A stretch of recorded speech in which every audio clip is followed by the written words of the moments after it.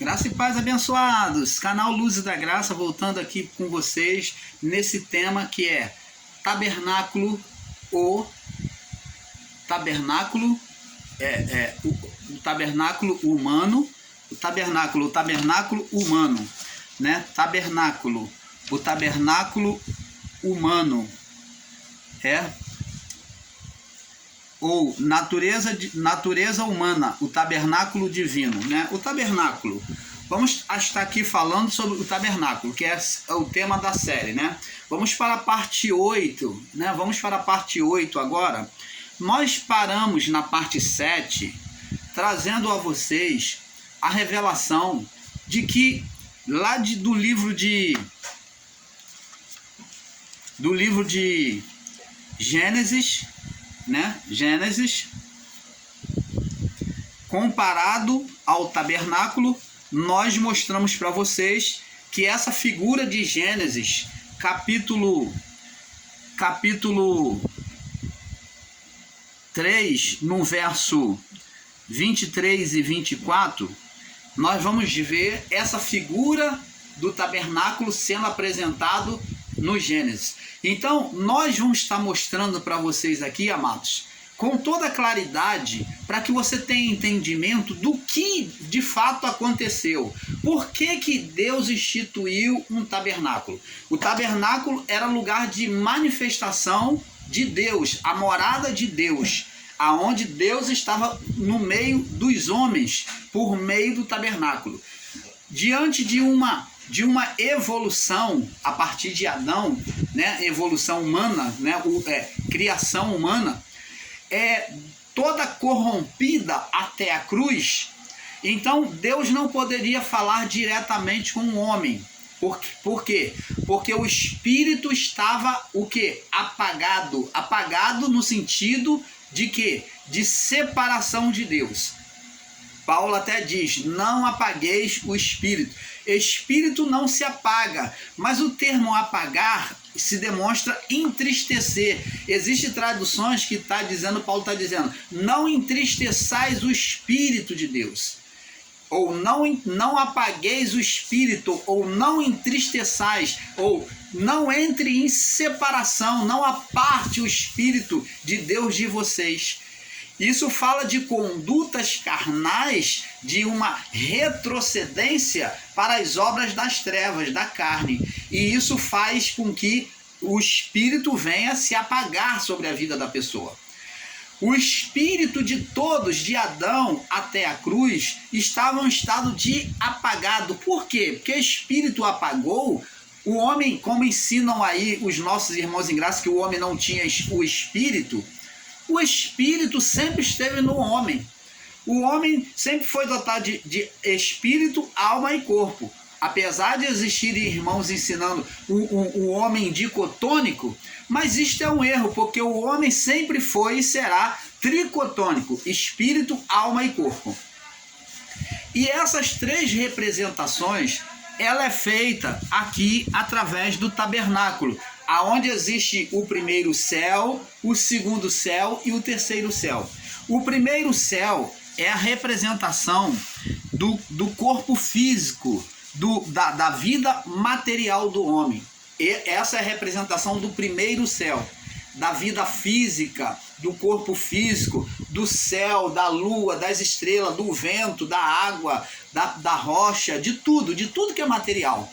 Das árvores. Então tudo isso é a representação no mundo físico. O mundo físico, o cosmos, ele é a representação do primeiro céu, da vida física, da vida humana, do contato humano. E o segundo céu, ele é a representação da alma do homem. O segundo céu, ele representa a alma do homem, ele expressa a alma. A alma é uma parte no homem que é espírito. Ela é espiritual, ela não é palpável. E nessa alma, ela que manifesta as emoções, os desejos do homem. Tanto o querer quanto o realizar. Está na alma do homem. É pela alma do homem que ele executa tanto o querer quanto o realizar. é pela alma. A alma é que expressa, que mostra quem é você, o que existe dentro dessa parte corpórea, dentro deste primeiro véu, que é o primeiro véu no primeiro céu. Então, a alma demonstra o que existe no primeiro véu pelo primeiro céu, que é o corpo físico. Então, ela vai demonstrar quem é o irmão Paulo por meio do que? Da alma. A alma que vai demonstrar. Ela que vai demonstrar os desejos, o pensamento, a forma de pensar, a educação, a moral, a perseverança, as frustrações, as alegrias, as tristezas, as iras, o ódio. Tudo isso vem da alma. A alma é a verdadeira personalidade do homem. Nela que nasce a verdadeira personalidade do homem. Ela nasce através do pensamento. Primeiro se nasce aqui, como aconteceu com Eva, o corpo físico, a mente, que é física, ela pensa. Mente e alma estão interligados, mas a mente é uma, a mente é física, a mente pensa, o pensar é da mente, e o executar, e o aceitar, o desejar é da alma. Então, por isso que a palavra diz assim, há caminhos ao homem que parece, há caminhos no pensamento do homem que parece ser bom. Está falando do pensamento, que muitas das vezes pensamos de forma errada, julgamos que estamos certos. Mas diz aqui, há caminhos ao homem que parece ser bom, mas seu fim são caminhos de morte. Então, agora, no final de tudo, a alma vai perceber, ela vai sentir o que? O resultado daquele caminho, daquela decisão que ela tomou. Então, abençoados, esse é o segundo céu, a alma. E o terceiro céu? Então, tanto o segundo céu, eu quero ressaltar aqui e dizer que tanto o segundo céu como o terceiro céu agora mostra o tabernáculo na parte coberta. Nós, no primeiro céu, nós temos o átrio, a parte descoberta, mostrando a vida física do homem, que é o átrio, que é o corpo, que fala da vida corporal, material do homem, ligado à vida corporal e material. Agora, a alma, ela expressa o segundo céu. Ela está dentro do buscar. Jesus não falou pedir, que está ligado ao corpo físico, à carne, à vida natural do homem. Ele fala de buscar, que está ligado à alma, está ligado aos sentimentos, às emoções. E ele fala de bater. Bater fala do terceiro céu, que é a porta, estar diante de Deus, é se aproximar do Criador, estar diante do Criador, que é bater. Então, esse terceiro céu é o lugar santíssimo, ou o santo dos santos. Então, a alma, no segundo céu, é o lugar da alma, que é o lugar santo. A alma, ao se aproximar diante de Deus, ela tem que ter o seu pensamento ligado aos céus, voltado para Deus. Ela tem que expressar os seus sentimentos. E agora, nós vemos que no tabernáculo, a parte do segundo céu, que é a parte onde a alma se manifesta, ela se mostra não mais as atitudes físicas, a manifestação física, mas agora tem que ter manifestação espiritual.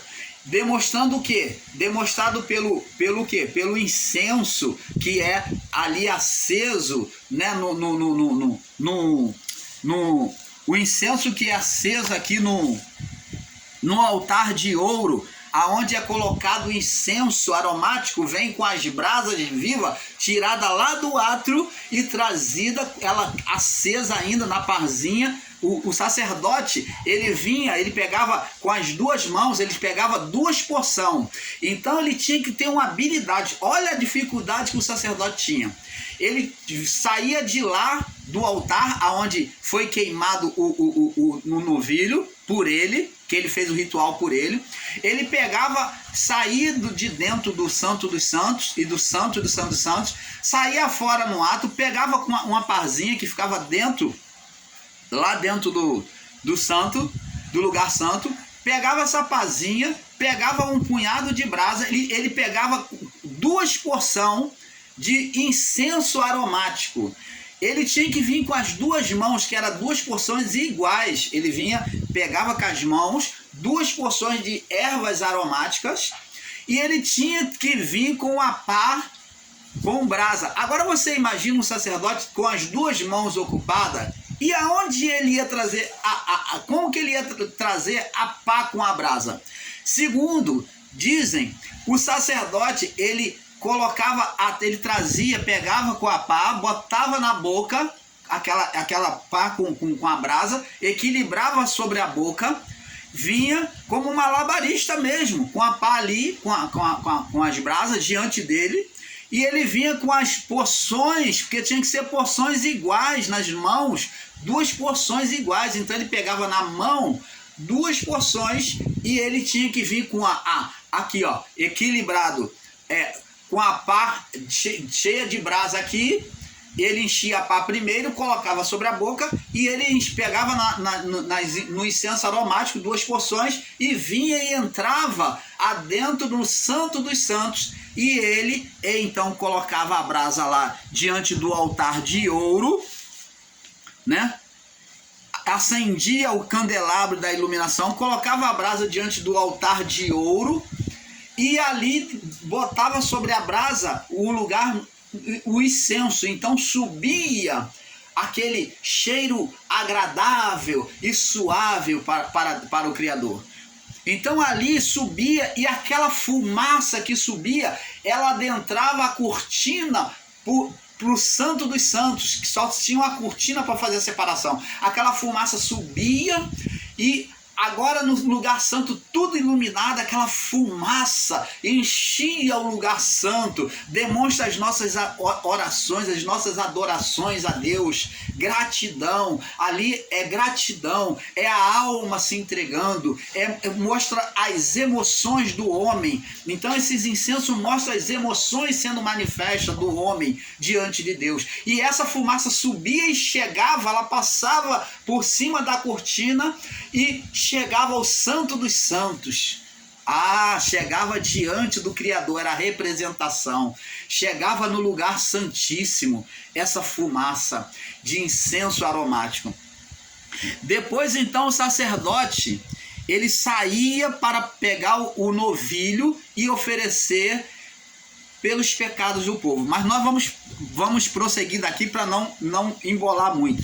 Então existia o primeiro céu, que era a representação física, era no lugar aberto, que era num átrio, na entrada do tabernáculo. No átrio era aberto, demonstrando a vida corporal, a vida humana, o físico do homem, a comunhão física do homem na criação com o Criador. E adentrando tinha um véu, o primeiro véu, né? E adentrando tinha o segundo véu. Ele agora passava para o segundo véu. Ele passou no primeiro véu no portal. Agora adentrando ele vai passar no segundo véu, na segunda cortina. E nessa cortina, que é o segundo véu, ele vai entrar na parte da alma.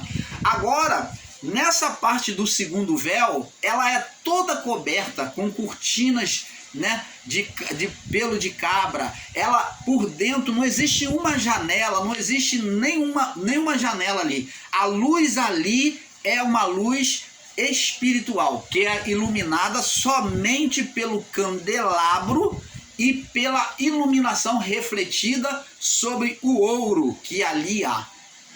Sobre o ouro representa a divindade, representa o poder da divindade. É a representação do ouro, representa a luz de Deus. Então a luz do candelabro iluminava tudo, batia no ouro e tinha uma iluminação própria muito superior à luz. Quanto mais escuro ficava a noite, mais iluminava ali aquele candelabro, aquele lugar, porque o reflexo da luz do candelabro, que era de ouro, tudo ali era de ouro, o altar de ouro, a mesa da preposição de ouro e o candelabro de ouro, e além disso tinha querubins aviasados, né? Com linhas de ouro, desenhado com linhas de ouro sobre o teto, sobre as paredes. Ali tinha imagem de querubim, e isso fazia com que houvesse um brilho intenso ali. Era uma luz tão grande, abençoados, que você não pode nem imaginar, porque que era refletida pela luz do candelabro sobre o ouro. Ela iluminava não só o lugar santo, como o lugar santíssimo. Essa luz, ela refletia em cima e ela passava para o outro lado. Essa luz do candelabro, ela refletia sobre a arca. A arca também era de ouro. A partir do lugar santo não existia nada de bronze. O bronze é a representação da justiça, do sofrimento que Cristo, da natureza humana em Cristo. Tá? Todo o tabernáculo aponta primeiramente para ele como homem, e também após isso para nós. Era a representação da vida humana. Então, abençoados, Jesus, como já falei, Jesus ele se colocou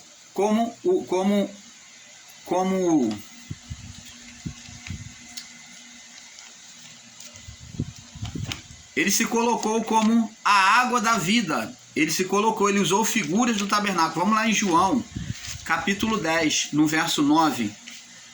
João capítulo 10, no verso 9. Tem muito mais revelação para trazer a vocês. Diz assim, olha só o que Jesus disse. Eu sou a porta. Aqui ele se coloca como a porta. Que porta? A porta da entrada. Então, agora tem 3 portas. Então, ele está dizendo que ele é a porta. Eu sou a porta. Tem 3 portas. A porta, o primeiro véu, a primeira porta da entrada pelo átrio. Existia o segundo véu, que era no lugar santo, que adentrava o lugar santo, e o terceiro véu no lugar santíssimo, ou santo dos santos. Eu sou a porta. Se alguém entrar por mim, salvar-se-á, entrará e achará pastagem. Então, ele está falando como um pastor que vem abrir a porta para as ovelhas. Mas essa porta tem a representação também no tabernáculo. E ele diz aqui em João, nós já lemos, vamos ler de novo, João 14, verso 6, ele diz assim, Jesus disse, eu sou o caminho, da entrada do tabernáculo, né, do tabernáculo, ali no portal, no átrio, eu sou o caminho, a verdade e a vida, ninguém vem ao Pai senão por mim. Então, ele está mostrando que ninguém vai chegar no lugar santíssimo se não entrar pela porta, se não passar pelo caminho. Ninguém vai ser atendido, vai chegar diante do Criador, se não entrar dentro do tabernáculo. Vai ter que passar pelo portão do átrio, pela porta do átrio, primeiro o véu, vai ter que vai ter que buscar a santificação, como Paulo mesmo disse, buscai a santificação, sem a qual ninguém verá a Deus. Então, a santificação, ela está relacionada ao átrio. Primeiro ato, que é sacrificar, se purificar, ou purificação, ou santificação. E depois da santificação, de passar pelo primeiro céu, pelo átrio, tinha que passar pela justificação. E a justificação era da entrega da alma a Deus, na oração, na comunhão. Então tinha que chegar diante de Deus com a alma pura. Ela tem que estar pura, verdadeira, para se aproximar de Deus. Então é o ato do segundo céu, a justificação, né? Do segundo céu. Passava pelo segundo véu e estava no segundo céu. E então chegava ao terceiro céu, que é a regeneração. Regeneração é estar regenerado, é estar perfeito diante do Criador. Então, estar diante do Criador é a regeneração, é a representação do terceiro céu. Bom, abençoados, vamos prosseguir aqui. Nós vamos agora prosseguir aqui no entendimento. Como falei para vocês aqui em Gênesis, quando o homem pecou, Deus tirou o homem. Olha só, Gênesis 3, 23, 24. Diz assim, vamos prosseguir no estudo. Eu fiz essa introdução para que você entenda. O Senhor Deus, pois, lançou fora do jardim do Éden o homem para lavrar a terra que fora tomada. Então lançou fora do Éden. O que é este Éden? Este Éden nada mais é do que o quê? A presença do Criador. Quando falamos aqui no canal sobre morte espiritual, não que o espírito como essência, porque nós temos que entender o espírito como dois, alma e a essência divina. Nós estamos falando aqui da essência. Espírito como essência da vida não morre, não adoece, não é imperfeito, nunca foi imperfeito. O ato de imperfeição, quando dizemos que o homem morreu espiritualmente de Adão até Cristo, estava morto, é por causa da alma. Por quê? Porque como que o homem iria manter comunhão com Deus, com o Criador, se a comunhão é feita pela alma? Sem alma, você vê que aqui no tabernáculo, a alma é que adentra o lugar santo para o Santíssimo. Não existe comunhão com Deus sem alma, porque a comunhão com Deus é pela alma. Deus, quando vinha na viração do dia falar com Adão, ele vinha se relacionar, ele vinha conversar, dialogar. Então demonstra a manifestação da alma de Adão e da sua mulher conversando com Deus. E não é espírito, o espírito é a essência da vida, que deu vida àquela alma. Ele é perfeito, ele sempre foi perfeito, mas por causa dessa interrupção, dessa ruptura feita pela alma, o espírito não podia mais manter a comunhão com o Criador. Então, agora entendi, irmão Paulo. Então, quer dizer que o espírito nunca morreu, ele não morre, o espírito nunca foi imperfeito, a essência de Deus nunca foi imperfeita. Não. O que foi imperfeito foi o espírito como alma. A alma, que é espírito, ela foi imperfeita. Quando explicamos aqui sobre morte espiritual, é a alma que morreu e ela apartou o homem da comunhão com a essência, pelo espírito. Você está entendendo? Porque Deus é espírito e não há como o homem ter comunhão com Deus senão pelo espírito. Para essa comunhão ser perfeita, tem que ser pelo espírito. Então, logo vemos que durante todo esse tempo de Adão até a cruz, a comunhão do homem com Deus foi imperfeita.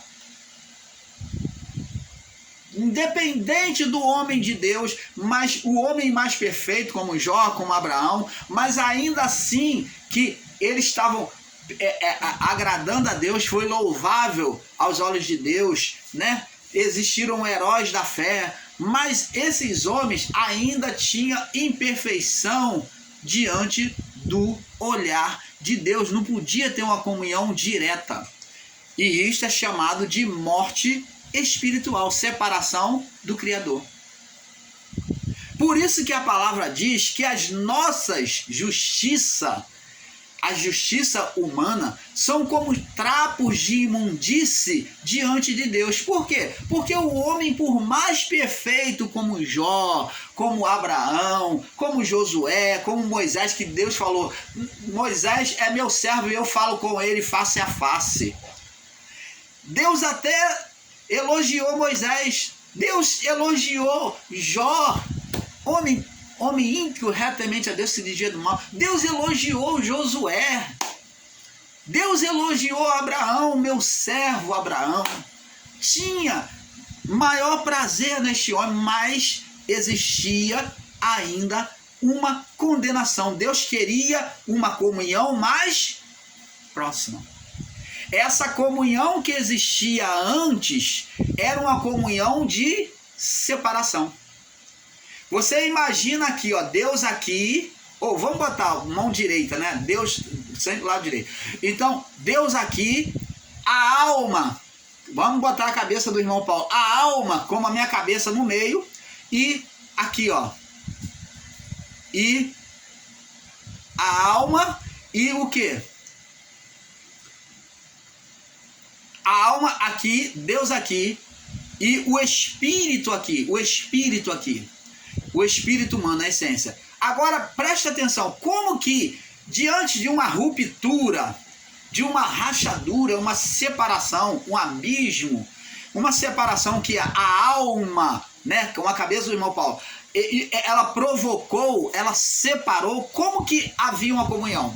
Somente a distância, porque a alma criou uma ruptura, uma separação. Ah, mas quando Cristo cumpriu tudo na cruz, a alma tornou-se perfeita e logo ela se aproximou do Espírito. Então tudo ficou junto, ficou Deus, a alma e o Espírito, tudo junto. Agora, pela alma, o Espírito, ele já estava junto, ligado na comunhão com Deus. Então agora o Espírito, ele podia manter comunhão com Deus pela alma. Você está entendendo, abençoados? Então, abençoados, é isso. Quando a alma foi tirada do estado de condenação, então agora o Espírito, na vivificação de Cristo para os espíritos, então agora o Espírito, ele pôde ter comunhão. Deus pôde ter comunhão com o homem pelo Espírito, por meio da alma. Você está entendendo? Então, agora vê aqui, ó. Deus lançou fora do Éden, ó, separação da comunhão, morte espiritual, separação, né? Para lavrar a terra que fora tomada. Agora observa bem, vamos prosseguir. Estamos alongando, mas não tem nada não. E havendo lançado fora o homem, pôs querubins no oriente do jardim do Éden, como já expliquei aqui abaixo na parte 7. Aqui está mostrando que o homem foi tirado da comunhão. O Éden, coloca no seu coração, no seu entendimento. Éden aqui é representação de Deus, ou comunhão com Deus. Deus falava com o homem, está aqui em Gênesis 3, no verso 8, que Deus vinha toda tardinha conversar, dialogar com o homem. O diálogo era direto, aberto, direto, porque não havia condenação. Pelo Espírito, por meio da alma. A alma que interligava essa comunhão, a vida de Adão. Sem uma vida viva, logo não tinha comunhão, mas essa vida morreu pela separação de Deus, pela condenação. Então, ela separou o Espírito. Então, agora vemos aqui que Adão e a sua mulher é lançada fora do Éden. E Deus põe querubins, ó, 2, plural. Deus põe quantos? 2 querubins. Pôs querubins no oriente, ao oriente do jardim do Éden. Aonde é que esses querubins estavam? Pôs querubins. Agora vemos aqui 2 ou mais querubins, é plural, 2 ou mais querubins. Nós vemos que no lugar santo, aonde é o segundo céu, né? Ali nas cortinas, no teto, existia imagens de querubins, demonstrando o quê? Que o homem não podia ultrapassar. Veja que esses querubins, junto com eles, e uma espada inflamada que andava em redor para guardar o caminho da árvore da vida. Então vê aqui que, além de existir imagem de querubins no teto, naquele lugar coberto, iluminado apenas pelo castiçal, né, com 7 lâmpadas, então ali olhava para os céus, via imagem de querubins na parede, no teto, via ele reluzente, vários querubins, imagem desenhada com fios de ouro. E ali demonstrava o que? A separação do homem de Deus. Ele lançado fora do Éden. O Éden é a representação do terceiro céu, ou da comunhão com Deus, o santo dos santos. Entenda isso. Agora vemos que na porta do segundo céu, né, do lugar santo, para o lugar santíssimo, ou o santo dos santos, que é o terceiro céu, do segundo céu para o terceiro céu, existia uma cortina, e nessa cortina tinha a imagem de um só querubim. Um só querubim. Essa imagem dessa cortina de um só querubim demonstra o Adão perfeito. O Adão perfeito.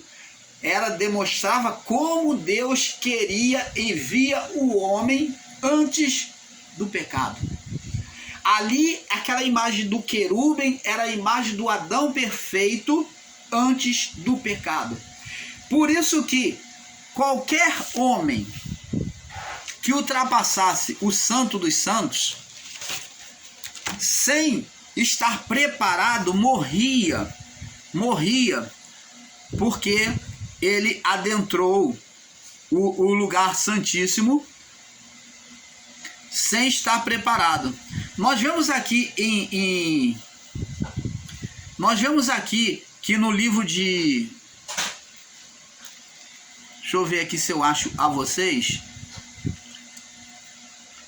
Deixa eu ver se eu acho aqui. Nós vemos que os filhos de Uzá, acho que foi Nadab e Abiú. Eu não me recordo bem onde está escrito.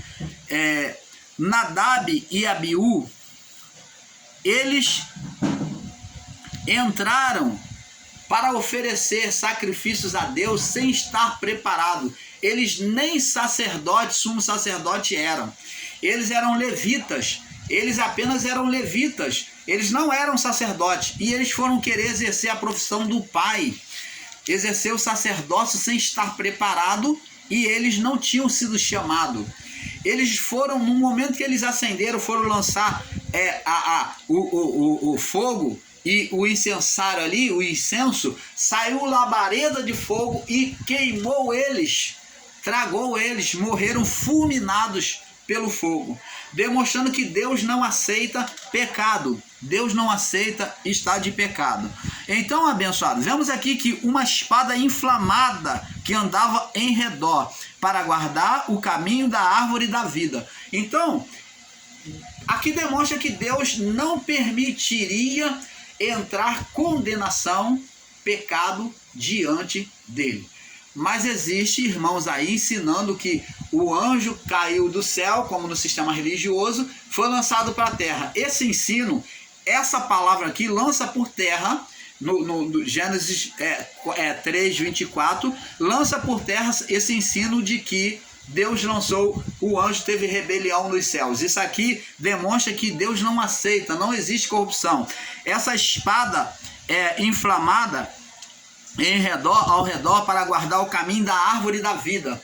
Então aqui, essa árvore aqui, ela estava sendo preservada para que o pecado não vivesse para sempre, não existisse para sempre. Porque se o homem tomasse da árvore da vida e